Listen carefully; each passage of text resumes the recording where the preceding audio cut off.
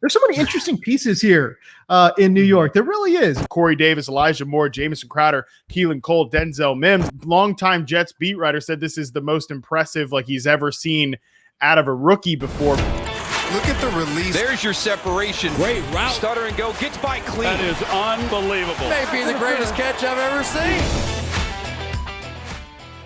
You know, I love me some Elijah Moore. I know you feel very strongly about Elijah Moore as well, but I got to think, like, does Jamison Crowder coming back to the Jets, does it pretty much put an absolute stopper on what Elijah Moore is doing in 2021? There's a couple of reasons why Moore is still got a really good path to year one viability. Number one, this Jamison Crowder contract restructuring does feel kind of weird because it's in conjunction with nothing but like ridiculous, effusive praise for Elijah Moore coming out of Jets camp. You know, the Jets are extremely high on him. The guy's been crushing in camp. It's clear that they're gonna have a year one role for him. I actually think that this restructure still could lead to Jamison Crowder being not on the team. Like, I don't think this locked him into the team in 2021, right? Like, I think that the fact that they hack his salary down could just make him easier to trade come the end of August or something like that. So it makes Crowder more movable. I don't think it locks him into the roster necessarily, but the odds are much better right now that he's still on the roster. But even so, it actually kind of sounds like coming out of camp that the Jets might view their wide receivers right now as Corey Davis outside as the X receiver, which I think was surprising, but Davis is the X receiver. Elijah Moore outside is the Z receiver, and Jamison Crowder is the slot receiver. Elijah Moore to the outside is a projection based on what he did in college. In his reception perception sample, he lined up inside in the slot on 74% of his sampled snaps, and he only saw press coverage on 6.5% of his routes, but 83rd percentile success rate. And as you can see on the route chart here, absolutely dominant on deep routes, absolutely dominant on short routes. Obviously, a lot of what he was doing was digs and curls, those intermediate patterns. That's primarily where he accrued a ton of production.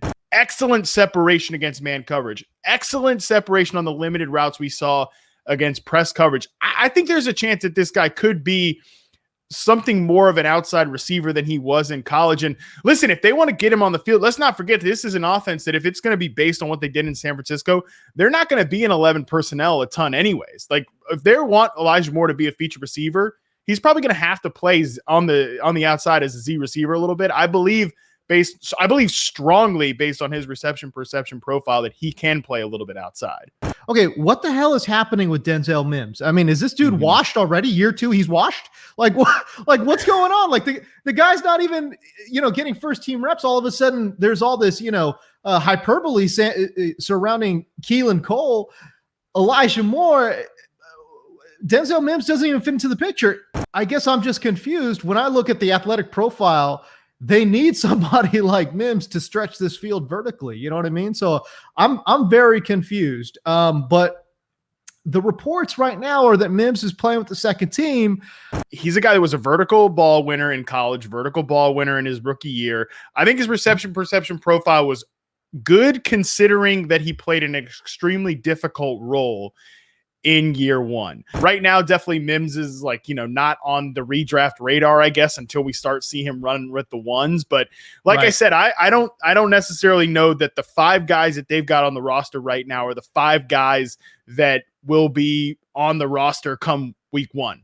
I'm still keeping the candle lit for Mims right now. The fact that he's running with the second team isn't a huge deal to me. Like, this coaching staff clearly did want to bring in Corey Davis. They wanted to bring in Elijah Moore, but nevertheless, I will say the one thing for me, if picking between the two, and I would have said this back when we talked about Mims a couple weeks ago, I would have said this the moment Elijah Moore got drafted, give me Moore way over Denzel Mims, just the player. I like Elijah Moore much better. One of our Discord subscribers asked us, do we think Elijah Moore can be a borderline wide receiver 1? I don't know, fantasy, that's a whole other situation because we got to see how that offense develops or whatever. But from a pure player perspective, I think Elijah Moore can go along, that Antonio Brown axis of players. You know, South Carolina like tried to throw JC Horn on him, get him, like chase him inside. JC Horn was a top 10 pick at cornerback this year, big press man guy.